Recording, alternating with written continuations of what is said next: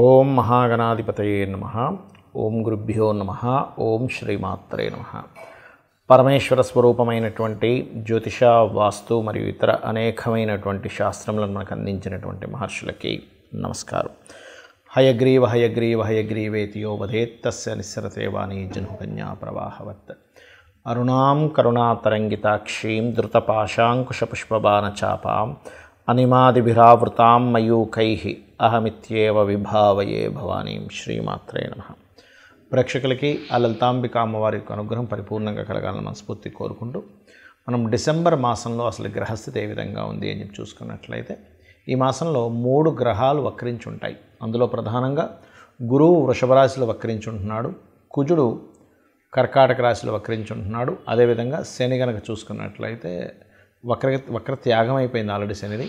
ఇక బుధగ్రహం పర్టికులర్గా మనకి ఈ యొక్క వృశ్చిక రాశిలో ఉండి 16వ తేదీ వరకు వక్రగతిలో ఉంటాడు రవితో కలిసి. అయితే ఈ రవితో కలిసినటువంటి బుధుడు వక్రత్యాగం 16వ తేదీ అవుతూ అదే 16వ తేదీ ధనస్సులోకి రవి మారుతున్నాడు.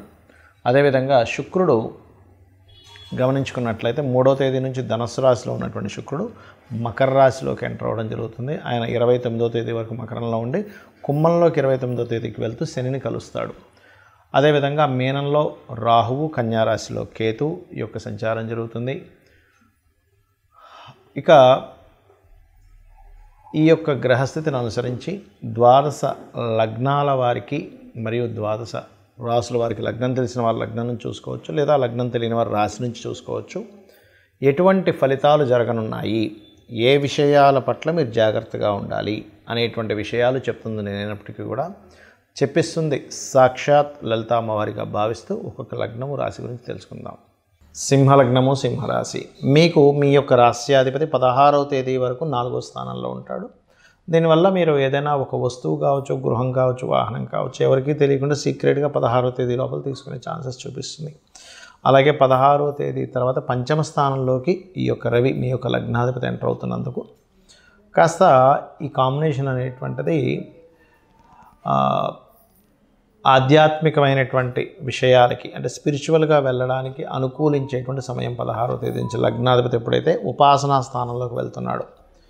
అదేవిధంగా పర్టికులర్గా ఇక్కడ ఈ రవి ఎప్పుడైతే పంచమంలో ఉంటాడో కాస్త కొత్త బిజినెస్ ఐడియాస్, కొత్తగా ఏదైనా థింక్ చేయడం లాంటివి ఇస్తుంది. కాకపోతే మీ ధనస్థానాన్ని కనుక చూసుకున్నట్లయితే కేతు ఉన్నందుకు ఏదైనా మనీ మ్యాటర్స్ విషయంలో కాస్త చూసుకొని అడుగు వేయాలి. అంటే ఏదైనా మనీ ట్రాన్స్ఫర్ చేసేటప్పుడు కానివ్వండి, మనీ మ్యాటర్స్ విషయం మాట్లాడేటప్పుడు కానివ్వండి, తొందరపడి చేయకండి. ఏదైనా ధనం వచ్చినా వెళ్తున్నా సరే కాస్త గణపతిని తలుచుకుంటూ చేయండి ముఖ్యంగా. అదేవిధంగా ఇక్కడ మీకు సింహం వారికి చూసుకున్నట్లయితే శుక్రుడు అంటే 3వ అధిపతి అయినటువంటి శుక్రుడు 6వ స్థానంలోకి 3వ తేదీ నుంచి మారుతున్నాడు. కాబట్టి ఖచ్చితంగా సింహలగ్నం వారు, సింహరాశి వారు మీరు స్త్రీలతో, అది స్త్రీ కావచ్చు, పురుషుడు కావచ్చు, మీరు ఎవరైనా కావచ్చు, మీ జెండర్ ఎవరైనా కానీ స్త్రీలతో మాట్లాడేటప్పుడు, కమ్యూనికేట్ చేసేటప్పుడు అనవసరంగా శత్రుత్వాలు ఏర్పడతాయి. ఇది గుర్తుపెట్టుకోండి. కాబట్టి కాస్త వీలున్నంత మటుకు ఎంతవరకు అవసరం అంతవరకే మాట్లాడేది. లేనట్లయితే అది శత్రుత్వాలకి, వాళ్ళకి ఏదైనా మీరు రుణాలు ఇవ్వడం వల్ల మళ్ళీ అదొక ఇబ్బంది రావడం అనేటువంటి చాలా స్పష్టంగా గోచరిస్తుంది. అదేవిధంగా వివాహ సంబంధించినటువంటి విషయాలు కొంచెం స్లో అవుతూ ఉంటాయి బికాజ్ ఆఫ్ సప్తమంలో శని ఉన్నాడు కాబట్టి. బట్ డోంట్ వరీ, ఎందుకంటే ఇక్కడ ఈ వక్రించడం, ఎందుకంటే సప్తమ స్థానంలో ఉండేటువంటి శని కుజుడు దృష్టిలో ఉన్నాడు, అంటే వక్రించిన కుజుడు దృష్టిలో ఉన్నాడు సప్తమంలో ఉండే శని. కాబట్టి పార్ట్నర్స్ విషయంలోని, జీవిత భాగస్వామి విషయంలోని, జీవిత భాగస్వామిని ఎంపిక చేసుకునే విషయంలోని కొద్దిగా మీకు స్ట్రెస్ అనేటువంటిది కంటిన్యూ అవుతూ ఉంటుంది. భాగ్యస్థానంలో అష్టమ స్థానంలో రాహు ఉన్నందుకు, రాహు పర్టికులర్గా ఏంటంటే కొంచెం వాహనాల మీద వెళ్ళేటప్పుడు కాస్త జాగ్రత్తగా వెళ్ళాలనేటువంటి సూచిస్తుంది. మరియు అదేవిధంగా పూర్వీకుల ఆస్తులకు సంబంధించిన విషయంలో కొన్ని శుభవార్తలు మాత్రం మీరు ఖచ్చితంగా వింటారు. మరియు అదేవిధంగా ఈ యొక్క శుక్రుడు దశమ స్థానాధిపతి అయినటువంటి శుక్రుడు ఎవరైతే ఉన్నారో శుక్రగ్రహము పర్టికులర్గా మీకు ఈ యొక్క పంచమ స్థానంలో ఉంటూ 6వ స్థానంలోకి వెళ్తున్నాడు. కాబట్టి ఉద్యోగ సంబంధించిన విషయంలో బ్యాంకింగ్, చిట్ ఫండ్, ఈ ఫైనాన్స్ రంగాల్లో ఉద్యోగం కోసం ప్రయత్నం చేసేటువంటి వారికి మాత్రం అనుకూలంగా ఉంటుంది. అందులో ఎటువంటి సందేహం లేదు. కాకపోతే ఉద్యోగం మార్పులు కూడా ఇస్తుంది. 2వ స్థానం ధనస్థానంలో కేతు ఉన్నందుకు.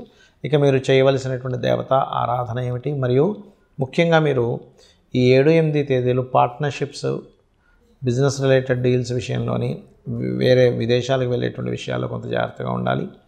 9, 10 తేదీలు కాస్త వాహనం మీద వెళ్ళేటప్పుడు కాస్త జాగ్రత్తగా ఉండండి. నీటి ప్రదేశాలు వెళ్ళినప్పుడు కాస్త జాగ్రత్తగా ఉండండి. ఇక మీరు చేయవలసినటువంటి దేవత ఆరాధన ప్రత్యేకంగా దత్తాత్రేయుడి యొక్క ఆరాధన చేయండి. సూర్య నమస్కారాలు చేసుకోండి. అన్ని విధాలా బాగుంటుంది. చాలామంది నన్ను అడుగుతుంది ఏంటంటే వాళ్ళ జన్మజాతకాల్లో ఏదైనా వక్రగ్రహం ఉన్నట్లయితే ఏమిటి ఫలితం అని అడుగుతున్నారు. ఇది నాడీ ఆస్ట్రాలజీలో మనకు చూడండి, చాలామంది జాతకాల్లో ఈ పలానా గ్రహం వక్రించిందండి, ఈ పలానా గ్రహం అంటే శని కావచ్చు, గురువు కావచ్చు, వీళ్ళు వక్రించారని చెప్తుంటారు. అయితే ఇక్కడ ఏంటంటే ఫస్ట్ ఆఫ్ ఆల్ మనం అర్థం చేసుకోవాల్సింది, రాహువు కేతువు ఈ 2 ఎప్పుడూ వక్రగతిలోనే ఉంటాయి, అంటే వెనక్కి తిరుగుతూ ఉంటాయి. బికాజ్ ఆఫ్ అది కాలం అయిపోతుంది. రాహు అంటే కాలము అయిపోయినటువంటిది కాబట్టి కాలానికి కారకుడైనటువంటి రాహు వెనక్కి వెళ్ళిపోతుంది కాలము అనేటువంటి సంకేతంతో. అయితే మిగతా గ్రహాలు ఏవి అంటే రవిచంద్రులు అయితే అసలు వక్రించరు ఎప్పుడు కూడా, ఎందుకంటే సమయం వెనక్కి రాదు. కాబట్టి ఈ రవిచంద్రుల ద్వారానే మనం సమయాన్ని తెలుసుకుంటూ ఉంటాం. ఇవాళ ఈ తిథి, ఈ నక్షత్రము, ఇంత సమయం గడిచింది. రవి నడినెత్తన వస్తే మనకి మధ్యాహ్నం అయిందని, సాయంత్రం అయితే అటు వెస్ట్ వైపు సూర్యుడు కనిపిస్తే సాయంత్రం అవుతుందని మనం తెలుసుకుంటూ ఉంటాం. తిథులను బట్టి చంద్రుడు ఉండేటువంటి ఇది. కాబట్టి అది ఎప్పుడు వక్రించమంటే కాలం వెనక్కి తిరిగి రాదు కాబట్టి అవి వక్రించవు ఎప్పుడు కూడా.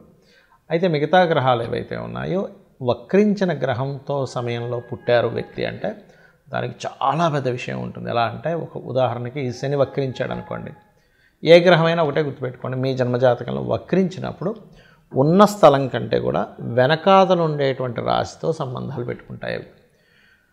అంటే ఒక్కొక్కసారి ఆ వక్రించడం వల్ల మంచి జరుగుతుంది, ఒక్కొక్కసారి ఇబ్బంది ఉంటుంది. ఎలా అంటే ఉదాహరణకి మేషరాశిలో శని, మేషరాశి కాకుండా మేషరాశి తర్వాత అయినటువంటి రాశిలో శని భగవానుడు వక్రించాడు, అంటే వృషభంలో శని వక్రించాడు. వక్రించడం వల్ల అనవసరంగా నీచ ఫలితాలు పొందుతాడు. అదే మేషరాశిలో శని వక్రించాడు అనుకోండి, అప్పుడు నీచత్వం కోల్పోతాడు. అదేవిధంగా ఉచ్చస్థానానికి కూడా అదే వర్తిస్తుంది. ఉదాహరణకి తులారాశిలో శని వక్రించాడు అనుకోండి, అప్పుడు ఉచ్చస్థానం యొక్క ఫలితాలు కోల్పోతున్నాడు. కానీ వృశ్చికంలో వక్రిస్తే ఆయన ఉచ్చస్థానంలోకి వెళ్తున్నాడు. ఏదైనా ఒక గ్రహం కనుక వక్రించినప్పుడు తను ఏ రాశిలో ఉండి వక్రించాడో అది అదృష్టానికి దారితీస్తుందా, ఇబ్బందికి దారితీస్తుందా అనేటువంటి చూడాలి. ముఖ్యంగా ఏదైనా ఒక గ్రహం వక్రించిందంటే పాస్ట్ లైఫ్లో మిగిలిపోయినటువంటి విషయాలు ఈ లైఫ్లో పర్టికులర్గా ఆ జన్మనెత్తి ఆ వ్యక్తి ఆ కర్మను తీర్చుకోవడానికి వచ్చాడని అర్థం చేసుకోవాలి. ఎలా అంటే శని దగ్గర నుంచి తీసుకుంటే శని ఎవరికైనా వక్రించాడు అనుకుంటే 2 ప్రొఫెషన్స్ చేస్తారు చాలామంది, 2 ప్రొఫెషన్స్, అందులో డ్యూయల్ సైన్లో ఉంటే ఇంకా గ్యారంటీగా అవుతుంది. అదే జీవుడు వక్రించాడు, గురువుకి సంబంధించిన కొంత సేవ, గురువులకు సంబంధించినటువంటిది కొంత మిగిలిపోయింది ఆయనకి, జ్ఞానాన్ని పంచే విషయంలో కానీ గురువులకు సేవకు సంబంధించిన విషయంలో కానీ మిగిలిపోయింది. అంటే పాస్ట్ లైఫ్లో చేయాల్సిన గురుసేవ చేసుకోలేకపోయాడు. శని వక్రించాడు అనుకోండి, పాస్ట్ లైఫ్లో చేయాల్సిన వర్క్ ఇప్పుడు చూడండి, ఇవాళ రేపు మనం చూస్తూ ఉంటాం. ఎవరైనా సరే జాబ్ సంబంధించిన విషయంలో జాబ్కి వెళ్తారు కానీ అక్కడ సరిగ్గా పనిచేయరు, నెల జీతం మాత్రం తీసుకుంటుంటారు. అది పెండింగ్ ఉండిపోయాడు ఆ వ్యక్తి పాస్ట్ లైఫ్లో. అందుకని ఈ జన్మలో ఎక్కడైతే జాబ్ జాయిన్ అవుతాడో అక్కడ 2 పనులు చేయాల్సి రావడం ఇట్లాంటివన్నీ వస్తూ ఉంటాయి. But it's depend on a రాశిలో ఏముందనేటువంటిది. అయితే ఈ వక్రగతి ఉన్నప్పుడు మనం అమ్మో ఏమవుతుందని భయపడాల్సింది లేదు. అక్కడ అసలు అది ఏ యోగాన్ని ఇస్తుంది, ఒక్కోసారి అద్భుతమైన యోగాన్ని ఇస్తుంది, ఒక్కోసారి ఇబ్బందిని ఇస్తుంది. బట్ అది చూసుకోవాలి. అదేవిధంగా శుక్రుడు వక్రించాడు, ఎక్కడుండి వక్రించాడు, సప్తమంలో ఉండి వక్రిస్తే ఏమవుతుందంటే జీవిత భాగస్వామి, వివాహ సంబంధాలు ఇదిగో దగ్గర దాకా వచ్చి వెనక్కి వెళ్తూ ఉంటాయి. అది కంఫర్ట్స్ కావచ్చు, వాహనాలు కావచ్చు, వివాహ సంబంధించిన విషయాలు కావచ్చు, ధన సంబంధించిన విషయాలు కావచ్చు. 3లో ఉండి వక్రించాడు అనుకోండి, 2లోకి వస్తున్నాడు అంటే ఏమిటి, మీడియేటింగ్ ద్వారా డబ్బులు వస్తాయి. అది ఏ భావంలో ఉండి వక్రించాడో చూసుకోవాలి. ఒకవేళ బుధుడు వక్రగతిలో మనిషి జన్మించాడు అనుకోండి, మీరు ప్యూర్లీ మీ యొక్క నాలెడ్జ్ని షేర్ చేయడం కోసం పుట్టారు, గుర్తుపెట్టుకోండి. అలా షేర్ చేస్తేనే ఈ జన్మ మీకు కంప్లీట్ అవుతుంది. అలా ఒక్కొక్క గ్రహము వక్రించినప్పుడు ఒక్కొక్క ఇది ఉంటుంది. కుజుడు వక్రించాడు, కుజుడు అంటే దేనికి కారకుడు, భూములకు కారకుడు. అది వక్రించినప్పుడు ఒక మంచి ప్లానెట్తో వెళ్ళి కనెక్ట్ అయితే భూముల ద్వారా లాభాలు ఉంటాయి. వక్రించినప్పుడు ఆ 159 యాక్సెస్లో ఇంకొక పాపగ్రహంతో కనెక్ట్ అయితే రావాల్సిన భూమి కాస్త పోయి ఇబ్బంది పడతాడని అర్థం. సో దానికి ఏం చేయాలంటే వక్రించిన గ్రహాన్ని మనం చూసినప్పుడు అది వెళ్ళి ఏ గ్రహాలతో కంజంక్ట్ అవుతుంది, ఏ గ్రహాలతో చూడబడుతుందో తెలుసుకొని దానికి సంబంధించిన రెమెడీ చేసుకుంటే ఈ వక్రగతి ఒకవేళ ఇబ్బందికరంగా ఉంటే ఆ ఇబ్బందికరమైన పరిస్థితులు తగ్గుతాయి. బాగున్నట్లయితే మనం ఏం రెమెడీ చేసుకోకర్లేదు, అద్భుతంగా ఉంటుంది. ఆ రెమెడీస్ కూడా చిన్న చిన్నవి, గోవుకి తినిపించడము, గ్రహాలకు దీపారాధన చేయడము, లేనట్లయితే అమ్మవారి నామాల్లో ఏదైనా ఒక మంత్రం చేసుకోవడం చేస్తూ ఉండాలి.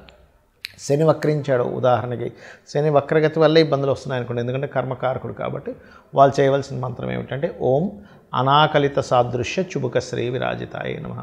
జుపిటర్ వక్రించి నీచ స్థానంలోకి వెళ్తున్నాడు, అలాంటప్పుడు జయ గురుదత్త శ్రీ గురుదత్త అనే నామస్మరణ చేయండి. బుధుడు వక్రించడం వల్ల ఇబ్బందులు ఎదుర్కొంటున్నారు మీరు, అందరికీ ఇబ్బందులు ఎదుర్కోవాలని లేదు, అది ఏదైనా నీచ స్థానంలోకి వెళ్ళినా పాపగ్రహాలతో కంజెక్ట్ అయినప్పుడు మాత్రమే అప్పుడు విష్ణు సహస్రనామాలు చేయండి, లేదా ఓం నమో నారాయణాయ అనే నామస్మరణ చేయండి. శుక్రుడు వక్రించాడు, లలితా సహస్రనామాలు చేయండి, లేదా ఓం శ్రీమాత్రే నమః అని చేసుకోండి. కుజుడు వక్రించాడు, ఇబ్బంది పడుతున్నారు మీరు, ఉదాహరణకి కుజ సంబంధంగా, అప్పుడు ఏంటంటే ఓం స్కందాయ నమః అనే నామస్మరణ చేయండి. ఎందుకంటే వక్రగతి మీరు మీ పాస్ట్ లైఫ్లో చేయాల్సినటువంటి కొన్ని పెండింగ్ కర్మాస్ క్లియర్ చేసుకోవడానికి జన్మెత్తారని అర్థము. కాబట్టి ఇలా చూసుకొని చేసుకోండి. అన్ని విధాలా మీకు అమ్మవారి అనుగ్రహం ఉండాలని, కలగాలని మనస్ఫూర్తిగా కోరుకుంటూ శ్రీమాత్రే నమః.